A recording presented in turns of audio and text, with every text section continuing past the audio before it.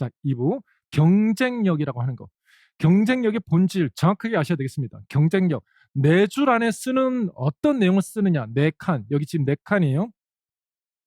내가 우리 1차는 답이 네 칸이에요. 네 칸 안에 내가 뭘 쓰는가가 모든 거예요. 이 네 칸 안에 내가 뭘 쓰는가가 중요한데 딱 두 가지밖에 없어요.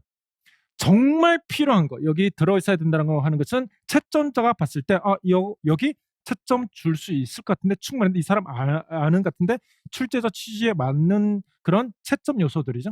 여기에 있으나 마나한 것들, 이거는 내가 아는 것들이에요. 관련 지식, 마치 그 문제가 전제하고 있는 내용적인 이론적인 내용이라든가 아니면 일반 영어나 문학 같은 경우는 이제 내가 읽혀진 거, 내 주관적인 생각으로 이거는 이런 지문일 거야라고 어떤 생각이 드는 것들, 이런 것들을 네 칸 안에 쓰는 것이 아니라 최소 6칸에서 10칸에서 쓸 수 있는 것들을 꽉꽉 채우죠. 근데 대부분 보게 되면은 이게 두 개의 비율이 만약에 있으나 마나한 것이 80이다. 있어야 되는 것이 20이다.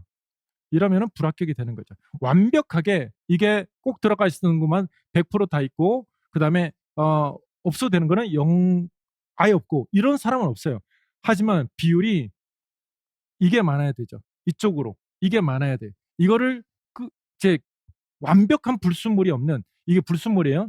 이게 없는 그런 거는 없고 최대 이거와 이거 A와 B의 비율이 A와 B의 비율이 최대 한 80대 20 정도 되잖아요. 그러면 붙어볼 만해요. 이거를 100% 만들려고 하니까 시간도 부족하지. 또 안 써도 되는 거, 혹시 이제 답을 쓰다 보면은 불안해요. 모의고사라든가 기출도 그렇고 이거 들어가야 되지 않을까? 기출에 대해서도 잘못 알고 있기 때문에 여기까지 써야 되는 거 아닌가? 저기까지 써야 되는 거 아닌가? 이런 생각들이 굉장히 많은데 사실은 이런 것들을 최대한 나는 80%를 출제자가 채점할 때 채점의 명분에 들어가, 맞아, 이런 것이 들어가 있게끔 만드는 것이 경쟁력이다, 이렇게 보시면 되겠습니다. 아시겠습니까? 자, 다음 보시면 깡패 점수. 자, 깡패 점수를 좀 생각을 해보면은 이론을 아는 자체가 아니에요. 이론 지식 자체가 아니라 이거를 적용할 수 있는 능력입니다. 이게 중요해요. 뭐 어떤 과목인 간에 영학이랑 연결론 둘 다, 특히 연결론을 생각을 해봤을 때 이론을 모른다라고 얘기한 사람은 들어본 적이 없어요. 근데 다 맞는 사람은 극히 극소수예요. 그래서 이론적인 것을 알지만 그 제시된 맥락 안에서 뭘 써야 되고 쓰지 말아야 될 것인지에 대한 판단 능력이 경쟁력이에요. 깡패 점수 플러스 최소 12점 이렇게 만들 수 있거든요. 그 다음 친숙하지 않은 정보를 읽어낼 수 있는 능력. 이게 문제는 친숙한 거는 뭐 읽어서 이해하는 거면은 다 하죠. 근데 모든 문제 상황은 이거 뭐지? 딱 읽어봤어. 뭐지? 무슨 말인지도 모르는 상황이 발생을 해요. 이런 거를 극복할 수 있는 능력이 시험에서 필요한 능력이에요. 그러니까 이게 뭔지 내가 좀 감이 와야, 이해가 돼야, 내가 나를 납득시켜야, 내가 이해가 돼야 내가 무엇을 쓸 것인지, 쓸 거리, 이 아웃풋을 내가 뭘 해야 될지, 이거는 내가 뭐를 읽었는지 이해의 정도, 친숙하지 않은 것을 친숙한 정보로 좀 전환이 돼야 되는데 이거 무슨 말이지? 그리고 또 읽어.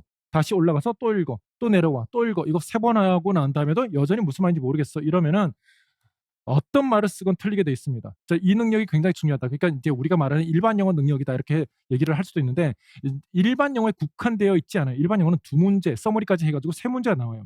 그러니까 23문제에서 골고루 모든 영역에서 어느 정도 이런 밸런스가 잘 맞춰져야 돼요. 뭐라 했습니까? 제가 밸런스. 제일 중요한 거는 뭐라고요? 밸런스, 영역 간의 밸런스다. 그래서 어떤 것이건 간에 영어학이건 일반 영어건 영어 교육이건 문학이건 그거 제시된 지문과 그리고 그것에 대한 코멘트, 그리고 출제자가 보고 있는 그 시각에 맞는 한 단어 고르기, 그리고 그것을 정확하게 써내기, 이게 시험에서 필요한 점수상에서의 경쟁력입니다. 답안 취사 선택을 위한 논리적 사고, 언어만 우리가 중요하다 이렇게 얘기할 수 없어요. 이거는 똑같이 영어를 완벽하게 읽어도 답을 다르게 고르거든요. 그러니까 이 문장이 하나만 있으면 되는데 문장이 여러 개 있고 또 문단이 있고 이렇기 때문에 글을 읽으면은 이게 사람마다 약간씩 생각이 또 바뀌어요. 그 말은 자, 만약에 한국말로 다 써졌다고 쳐요. 글이 영어가 아니고 한국말로 다 써져 있다고 쳐요. 그러면은 한국말로 써져 있으면 모두가 다 맞을까요? 틀릴까요? 답이 달라요. 그러니까 똑같은 어떤 언어라고 하는 것은 제시된 내용을 읽고 문장을 읽었을 때 내가 이 저자가 어떻게 사고가 흘러가고 그다음에 이게 어떤 내용을 얘기하고 있으며 그 내용에 대한 어떤 흐름적인 이해를 해야 되는 것이기 때문에 논리적인 어떤 훈련도 좀 필요하다 이렇게 보시면 되겠습니다. 일반 영어가 특히 그래요. 문학도 그렇고 정황에 대한 이해를 좀 요하는 것이기 때문에 아시겠죠? 그래서 언어만 중요하다. 영어만 잘하면 된다. 나는 원어민이면 끝나는 거야. 뭐 이런 거 정말 잘못된 임용 시험의 오해다 이렇게 보시면 되겠습니다. 그렇게 따지면은 제 제자 옛날에 합격했던 영어 선생님들 영어가 그냥 객관적으로 완벽하느냐 그렇지 않거든요. 근데 시험에 탁월했어요. 시험을 잘 이해하고 있고 내가 버릴 거는 깔끔하게 버리고 또 딱 취할 거는 취하고 그렇게 해서 실수가 적었기 때문에 합격을 한 거다. 원어민이었기 때문에 합격을 한 거다. 그런 거 아닙니다. 다음 보겠습니다. 자, 그다음 이것 좀 읽어보겠습니다. 멀티태스킹은 그저 한 번에 여러 일을 망칠 기에 지나지 않는다. 이렇게 어, 스티브 우젤이라는 영화 배우가 이런 얘기를 했습니다. 자, 각 분기별로 너무나 많은 거를 한꺼번에 막 하는 것도 이제 좋은데 1월에서 6월은 처음 하건 다시 하건 좀 이론이랑 그다음에 읽어낼 수 있는 능력 요거를 균형을 좀 잡아서 내가 읽기 능력이 좀 부족해. 영어를 했을 때 좀 불편하고 또 어휘도 좀 부족한 것 같아. 그러면은 이거를 6대 이론을 좀 알면은 4 이렇게 하고 나는 정말 영어학 백지야. 하나도 몰라. 영교로운 학부에서 들어봤는데 이 시험에서는 뭐가 중요하고 뭐가 중요하지 않은지도 모르겠고 그러면은 이론을 1에서 6월까지는 최대한 6대 4나 이론이 6이에요. 그 다음에 아니면은 뭐 7대 3까지 특히 영어학에 대한 이게 시간이 오래 걸려요. 그래서 좀 늦어도 1월에서 6월까지는 여러 번 반복을 해서 이론에서 구멍이 나면 안 돼요. 다시 이론에서 구멍이 나면은 다시 우리가 문항이 총 몇 문항입니까? 12문항에다가 A형 12문항에다가 B형 11문항이에요. 그럼 23문항인데 한 4문제만 떼버릴까요? 아니다. 3문제. 딱 4점짜리 3문제만 떼볼게요. 몇 점이 날아갑니까? 12점이 날아가요. 4, 3, 12. 12점 날아가는 거예요. 12점을 먼저 떼고 시작하면은 답이 없어요.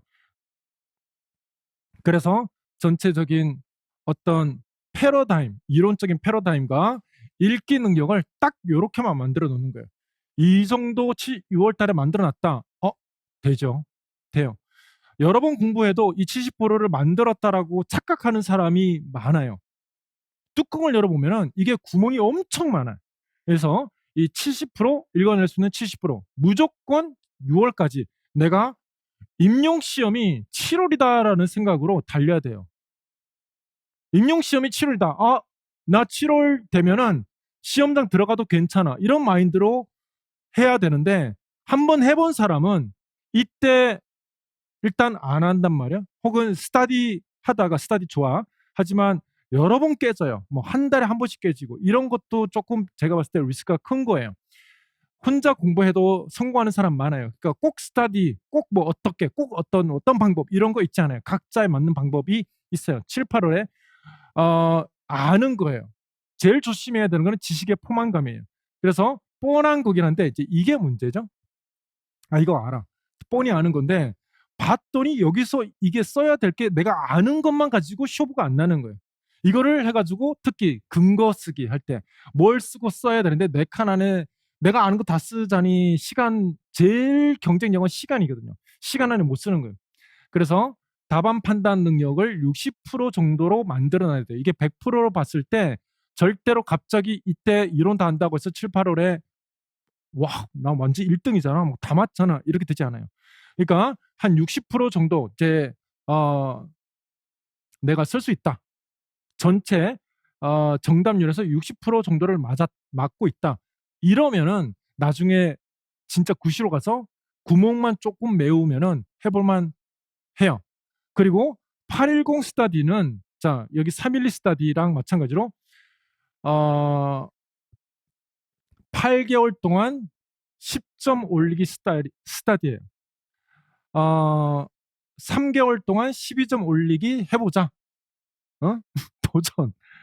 그 무한 도전 아니에요. 해볼 만한 도전이에요. 이거는 8개월이니까 1월에서 8월까지 10점은 서술형 2개, 기평 하나면 10점이에요. 여기도 마찬가지로 12점이면은 서술형이 이때 잡힐 것 같지만은 잘 안 잡힌단 말이에요. 이때. 그러니까 3개월 동안 이 여기까지 내가 어떻게 해서건 8개월 동안 아주 낮은 점수에서 점수를 끌어올려서 여기 10점이 플러스 되는 실력으로 만들어 놨다. 그러면 나머지는 서술형에서 실수가 있는 거 해가지고 세 문제면 12점이에요. 세 문제면은 그러면 내가 12점을 올린다가 아니라 세 문제 더 맞추기예요. 맞추기. 맞춘다.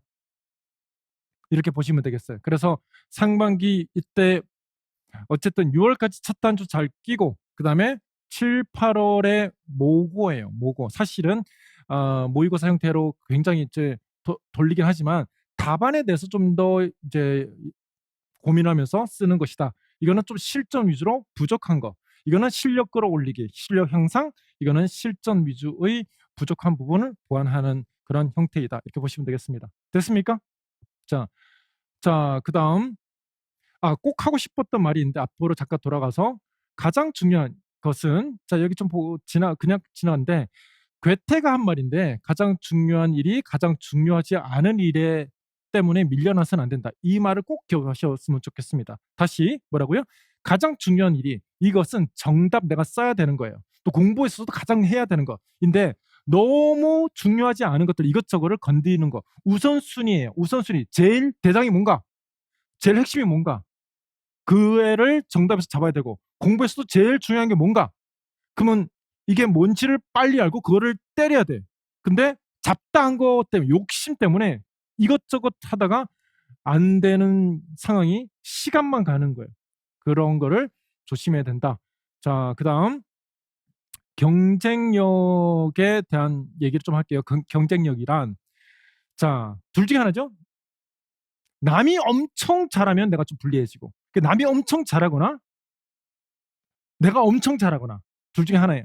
근데 남이 엄청 잘하는 거는 사실은 약간 허구예요.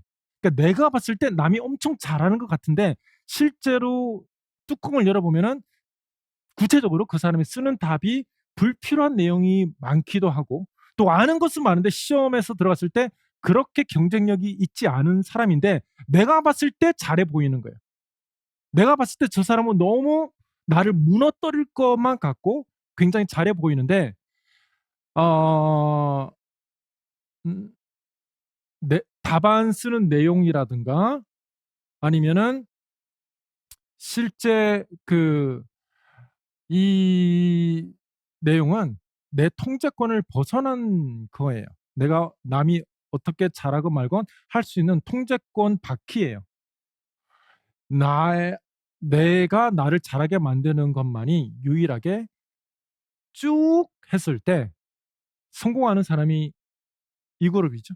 그래서 요 남에 대한 그 실력이 좋아 보이는 거 이것도 나를 무너뜨리게 하는 것이고 또 실제로 그렇게 잘한다라고 볼 수도 없고 그러니까 너무 신경 쓰지 말고 내가 심하게 잘하게 만드는 것 그게 뭐다?